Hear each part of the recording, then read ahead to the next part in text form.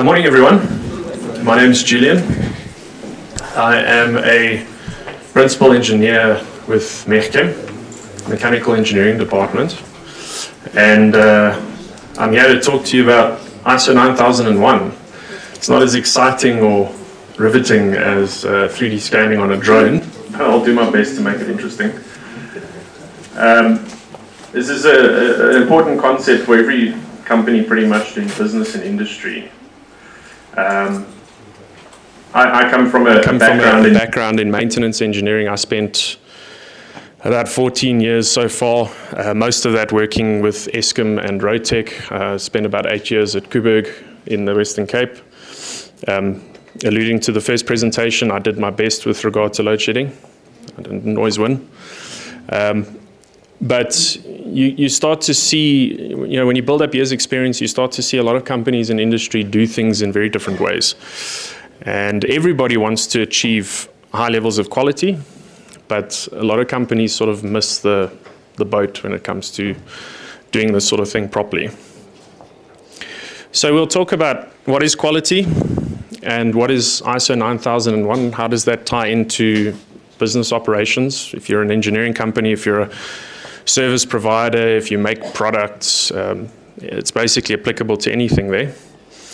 And then our implementation of a quality management system, but just at a high level, what it is that we do to ensure that we can achieve our certification and that we can add value to our clients.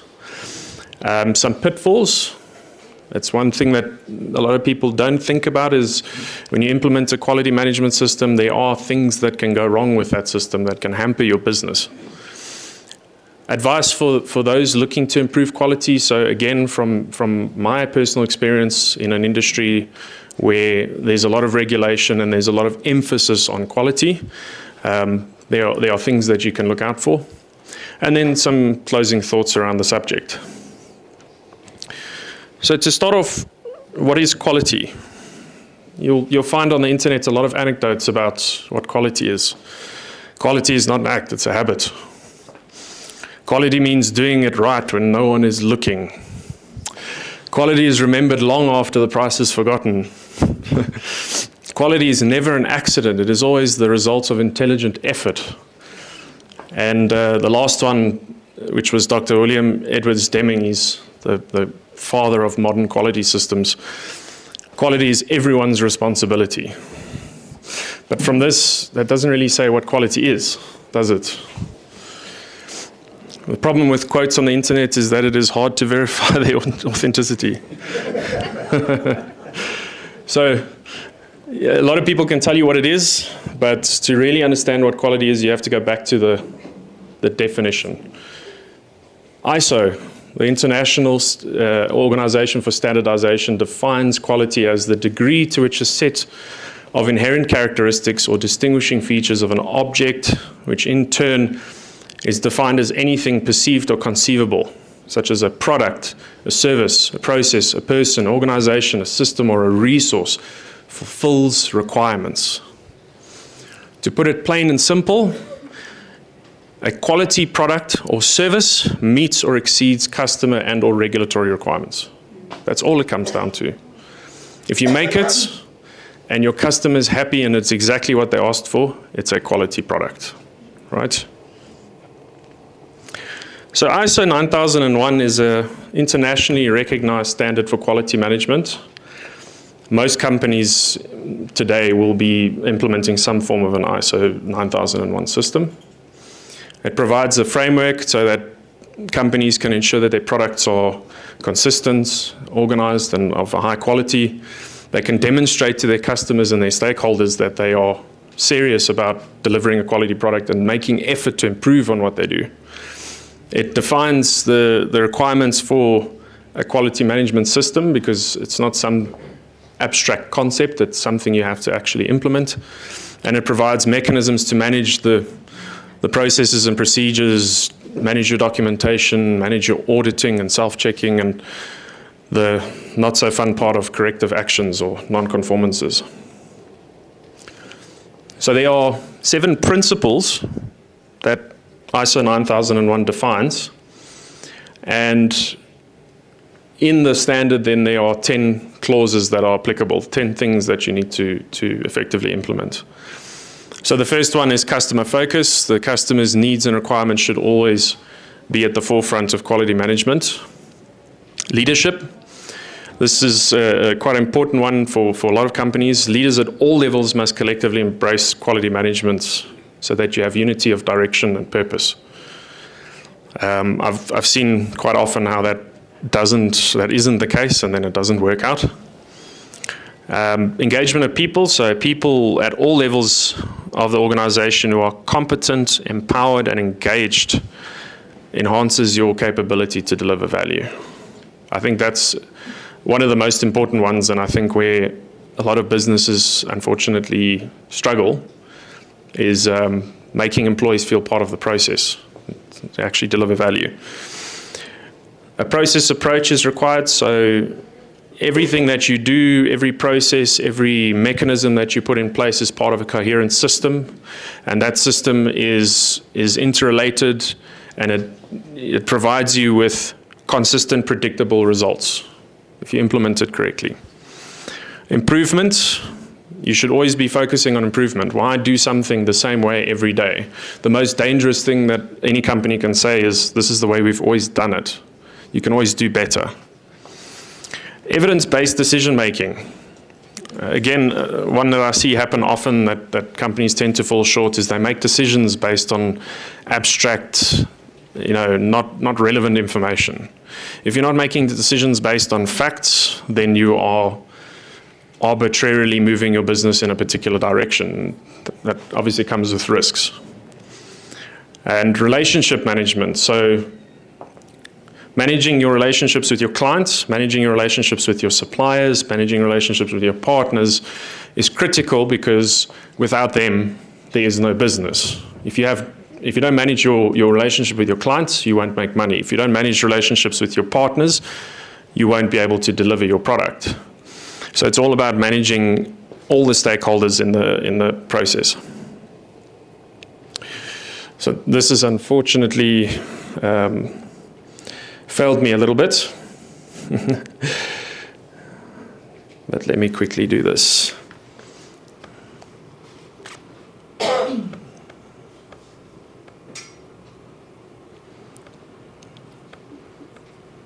Sorry, guys. Excel decides today that it's going to break. So the clauses is effectively what you need to do to implement a QMS. It forms the part of the 4 aspects of this cycle of managing a business, right? So it's plan, do, check, and act, right? So the planning part, you have the context of your organization, so you determine the internal and external factors that affect your business and how you add value to your customers. Leadership, commitment from leadership is paramount, because without leadership commitment, there's no direction. Every company is driven by leadership. If your MD of your company is pulling in one direction and the rest of the team's pulling in another direction, you're going to tear yourself apart, almost literally. Planning, so the QMS must have mechanisms in place that are designed to help you meet your objectives. If you say that you want to achieve a certain level of quality, that becomes an objective. You need to plan and develop the mechanisms that's going to help you get there. Support, so it addresses soft issues such as resources, competence, awareness, communication, and documented information. Again, it can't be this abstract thing that exists in the company somewhere and no one really knows about it. It's got to be documented and continuously communicated to everyone involved. Operation is your planning, implementation, and control of those processes. So once you write procedures on how to do things, you set up processes to improve quality in your products, you have to continually apply control to that. You can't start it off and just let it run and then assume that it's right. You have to keep going back and verifying that it is adding the value that you want it to.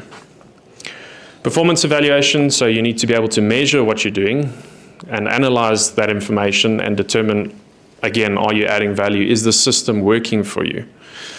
A lot of the time, This involves auditing, which is never a fun activity for anybody. But auditing is meant to show you where you are struggling, not necessarily be a bad thing. It's meant to help you. And that's, I think, where a lot of companies tend to lose the plot is they think that that's a bad thing. And then improvement. So as I mentioned earlier, continuous improvement is very important in this whole process, because if you're not trying to do things better the next day, your competitor is going to come and do it better than you, and so on. And eventually your clients are going to say, well, that guy did it for me yesterday. This guy can do it better, cheaper. I'm gonna take him as the preferred supplier. So it's critical. So in our case, how is our context? So we're a multidisciplinary design, consulting, engineering, procurement, construction services provider. Our clients exist in petrochem, chemical, power gen, infrastructure, allied services, and other industries. And we also have capacity to provide metallurgical engineering, analysis, fabrication, and heat treatment services. So we have a big blanket that covers a lot of what's happening in industry. So our customers exist in many different spheres of industry and economies where businesses and their needs and their regulatory requirements place a high burden on their operations. Coming from the nuclear industry, I can promise you it's so much worse when it comes to regulatory compliance, and the hoops you have to jump through there are absolutely phenomenal. I think we have it lucky here in Secunda. So we therefore need to perform at a high level of quality to remain competitive in the market, be able to add value to our customers' businesses. Because again, our customers come to us for help with a particular problem. If we don't add value, then our customers effectively wasting their money. How is leadership involved? So we started by setting up a quality policy. It's defined and issued by our MD and endorsed by our whole executive team. And it highlights our commitment to quality for customers, satisfaction in line with the requirements of the customer and professional standards, timeless delivery of high quality products, ongoing development of a culture of quality and responsibility. Every person takes responsibility for their work, the organization, the customers, and our suppliers and partners. And we apply measurement and analysis and best practices to try and improve on our system. There's always room for improvement. Planning, so we look at the risks and opportunities within our environment, and we plan the activities that management drives so that we can assure ourselves that our QMS actually is going to achieve some tangible result. It enhances the desirable effects and prevents or reduces the undesirable effects, because again, no system is perfect. When you implement, chances are you're going to run into issues and have to change and adjust things. It's never a set in stone solution. So the planning activities are undertaken by the organization. We set strategies, changing needs and expectations of our clients. We implement those changes. We look for ways that we can improve or do things more efficiently.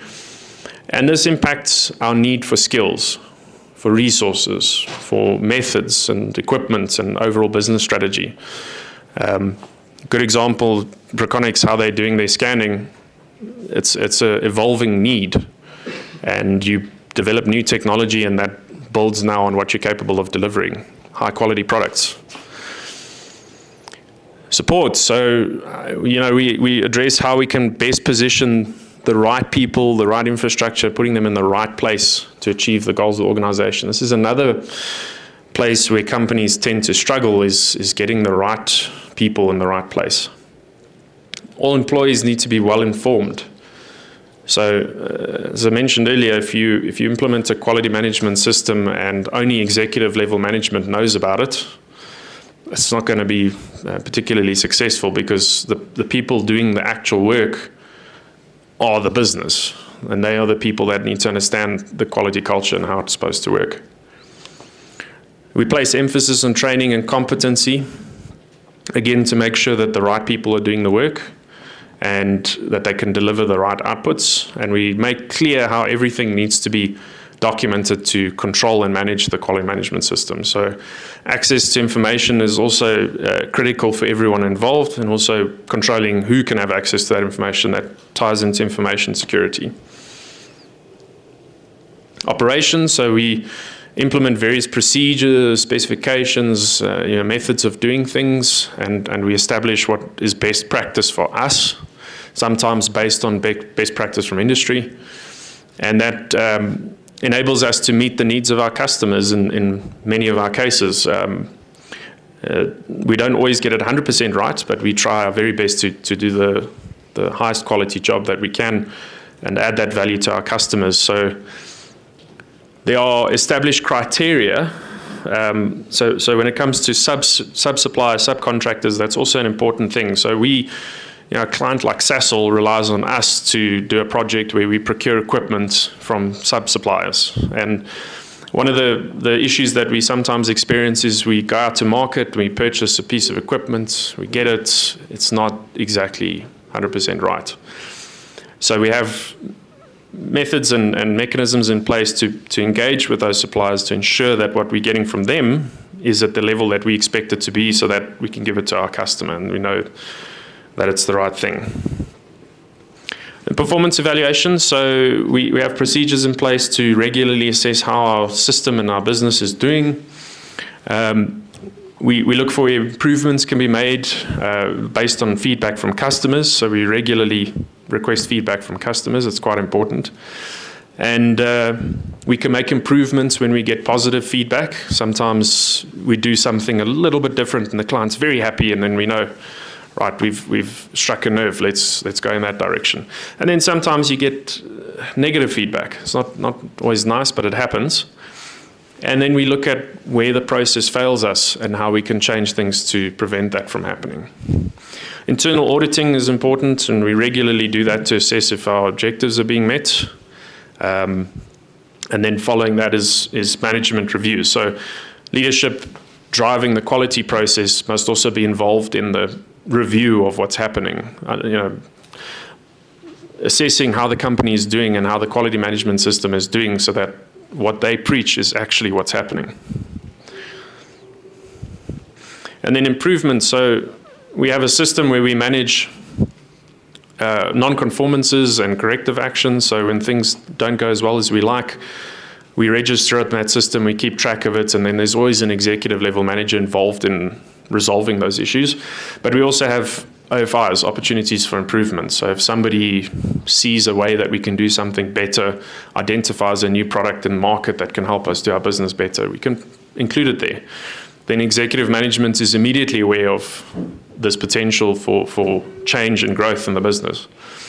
And it's also important with our customers and our suppliers, so going both ways. We make that system available for our clients to look at, so they can understand where we are in terms of managing quality, especially on their projects. And then suppliers as well. We use that same system to manage how our suppliers are adding value to us, and by extension our customers. So I want to talk a little bit about the pitfalls of implementing a quality management system. So yes, it's a great idea. Everybody wants to do it. Everybody should be doing it. But it's not a silver bullet. If you focus on the wrong things, then the tendency is for the system to hamper you more than help you. So some organizations do an excellent job of implementing that QMS, and they achieve their certification. And then after some time, the focus starts to shift, and the business becomes obsessed with managing the quality system. And then you spend a lot of time focusing on poor performance, focusing on where you're not doing things right. You forget that you actually sell a product or a service, not manage quality. So it's almost impossible to get out of, because you spend more time firefighting than doing your core business. Another example is organizations that experience windfall revenue, increased profits, great market conditions, tech boom, huge sale volumes. There's a lot of companies around the world that have that. But then their priorities and their core focus starts to shift, and the attitude of management changes with respect to quality. So the culture within the organization shifts rapidly, and employers at all levels start to deviate from the QMS requirements. Shortcuts mean faster revenue, means more potential profit. Consequently, the usual quality, regulatory, and safety principles, which are usually engineering responsibilities, just become sidelined or get overruled in favor of getting a product out faster. So I'm sure most of you will know who I'm talking about in this case, and it's a useful case study for this particular discussion. And that would be Boeing.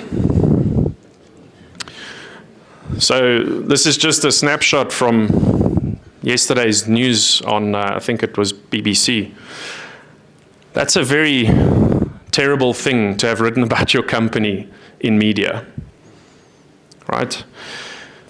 Boeing, is very proud of the fact that they implement AS 9100. It's the same as ISO 9001. It's just specific to aerospace industry, and it's largely the same thing. But it's a good example of how management completely lost the plot with what they are supposed to be doing. Because first and foremost, you're building aircraft, and they must be safe. That's it. Profit is meaningless if you get charged criminally and thrown in jail because you were negligent in how you ran your business and forwent the quality requirements and the regulatory requirements. It's a no-brainer. Very sad story. Another example is organizations that do well to set up and run a QMS but don't do the due diligence of identifying the actual root cause when there's a deviation or a non-compliance. You can go around in circles many, many times with the same issue, and unfortunately, if you don't want to have that conversation, that difficult conversation about what the problem is, usually no one likes conflict. It can be very difficult to get your root cause properly identified and actually address it. Sometimes it can be attributed to a person's behavior or competence. And no one likes to use the word competence, but you set your employees up to fail if they're not trained properly. So the onus is on, again, management to make sure that your employees are trained properly. If the guy makes a mistake, you can't blame him and say you didn't know what you were doing. You as management didn't train him to make sure you knew what he was doing. So it creates a high risk for reoccurrence and impacts the overall effectiveness of your QMS. So again, you start going around in circles. So the last example, and this again comes from my experience in the maintenance engineering environment, but you become heavily procedure focused. You get weighed down by paperwork and a process to fulfill some condition that you think is going to give you the quality outcomes that you want. A lot of the time that might not be the case. It demotivates everybody involved because nobody likes paperwork. Anyone here like paperwork? Put up your hand. So it slows down your business and starts to impact quality. You think that you're getting the value out of running a QMS and doing that paperwork, but you're actually just shooting yourself in the foot because it's taking longer and it's more difficult to get things done. And in my experience, I've been involved with clients who even try to write skill of craft into procedure. Try telling an artisan how to use a spanner. It's not going to be a fun conversation to have. If you want an artisan to do well, let's say, for example, in maintenance, give him a procedure and explain very simply how to do the job, but make sure he's trained and competent to do it to the level that you expect. Writing it into procedure is not going to solve it. So my just basic advice for organizations that are pursuing quality: implement a QMS and get ISO 9001 certified. I think that's the main point of the discussion. But ensure that excellence, or the pursuit of excellence, starts at the top. So management at every level needs to be involved, and they need to drive it. It can't just be this abstract concept that people hear about in the company, and it's not really spoken about and pursued properly. Be diligent in your understanding of the needs and requirements of your customers. So if you're not having regular conversations with your customers about what work you're doing, how you're doing it, and are they satisfied with what you're doing, your customer's going to go somewhere else. Put emphasis on placing the right people in the right positions to promote and influence a culture of quality. Again, very difficult to do. In South Africa, the labor market is heavily constrained. It's very difficult to find the right people to put in the position where you need them. I don't say that it's an easy task, but sometimes you get a situation where you have the right person for the job and then you appoint someone else for whatever reason, and your business ultimately suffers. If you see the value that a person can add, grasp that and use it to your advantage. Focus on applicability first, then drill down into efficiency when it comes to processes and procedures. It's a fantastic thing to write procedures. It's a fantastic thing to develop processes to do your business better, but it has to add value. If you are not doing it more effectively and more efficiently, it's not worth it. So there is no value. It doesn't help going to the auditor and saying, well, I've got 300 procedures, but only 10 of them actually help me do my business properly. If a deficiency or non-conformance arises, ensure that the right people, again, this ties into point number 4, ensure that the right people investigate it and identify the root cause, the actual root cause. Because I can't tell you how many times I've encountered that an organization will have a non-conformance, put in some process to fix it, and then 3 months down the line it happens again. And then they do it again, and then 3 months down the line it happens again. It's mind-boggling how often that happens. You don't get to the actual root cause, you don't address the root cause, and then reoccurrence is almost a certainty. So, a lot of you might have seen this before. It's known as the common law of business balance. But you may only choose 2. Good, fast, and cheap. So a lot of people like to say this when they're dealing with their customers or complaining to one another how not nice their customer is. They'll refer to this and say, well, I can do it fast and cheap, but it's not going to be good. Or I can do it good and fast, it's not going to be cheap. And we find ourselves going around in circles like this. And there's a reason why I'm using this. This isn't what I think the approach should be, right? So you shouldn't be going to your customer and saying, you can only pick 2. You should get up in the morning and say that it's going to be good, no matter what, right? How fast and how cheap it is up to you.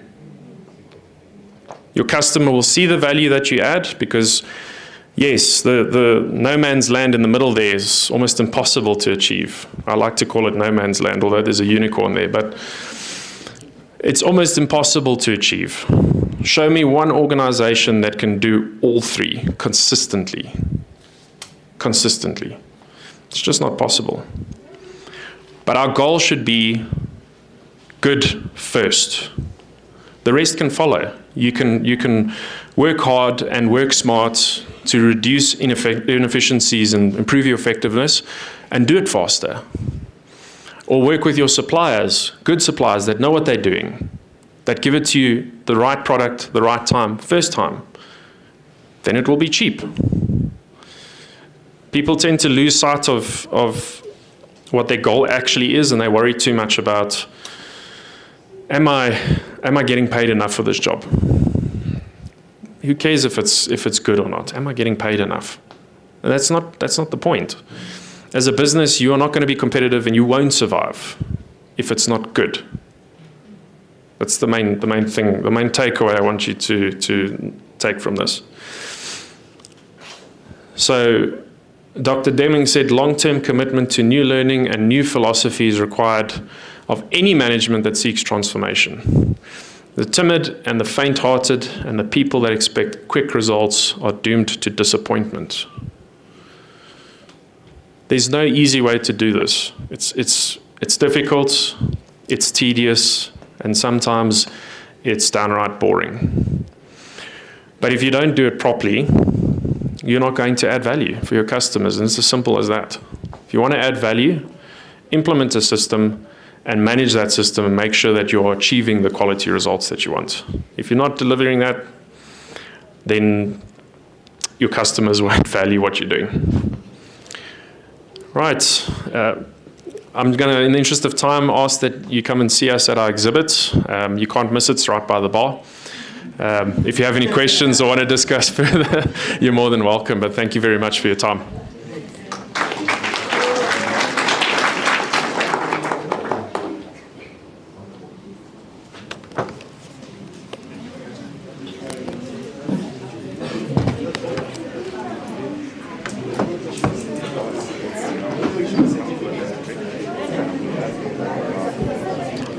Sorry, everyone, the bar is now open, 11 o'clock. Megchem is sponsoring the bar, so you're welcome to come join us for a drink. Thank you very much.